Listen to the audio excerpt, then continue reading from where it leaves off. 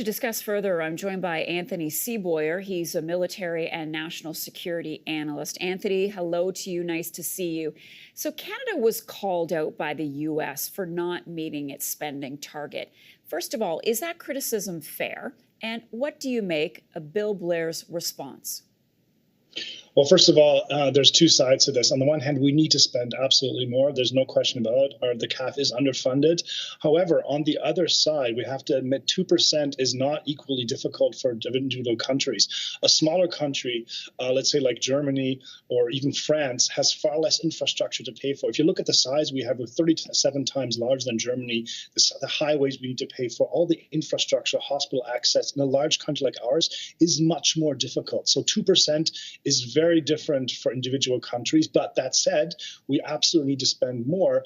And I think there can be no question about it that to save, to make sure our CAF members are protected well and can do their job and are interoperable with other militaries, there needs to be a significant funding increase. Why aren't we spending more? What are the obstacles? Well, I think there are many. And as I said, the challenges are that we have other budget constraints as well, of course, that play a role, and that a lot of Canadians feel more directly the need for. We have a lot of challenges that the country is facing at this point. And the activity of the military is less visible. Also because, what we're doing really well. The training capabilities that Canada has, we're doing really well. But we are not really interoperable on many levels with NATO allies. This is something the public is not sufficiently aware of. So there's not as much pressure for a defense increase as there are for other challenges that Canada is facing. So Canada is one of 9 countries that is not meeting its spending target. And we know what's coming. We've got a preview of that. We know that President Trump is going to be putting a lot more pressure on Canada.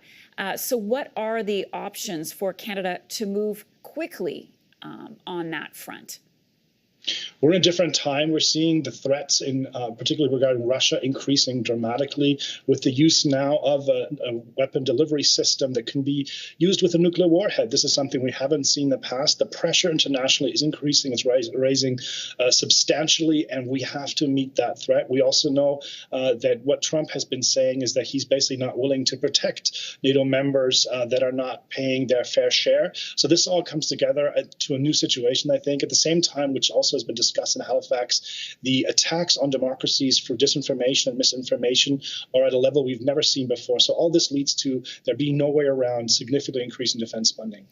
Do you think something solid came out of the conference, of this meeting of the minds on Ukraine and the future of Russia's war in Ukraine? I think what we've seen is there is resolve among democracies to work together. There's a joint understanding that there's no way around this. The democracies in Europe, with Canada, with the United States need to work together. The threat we're facing is larger than ever.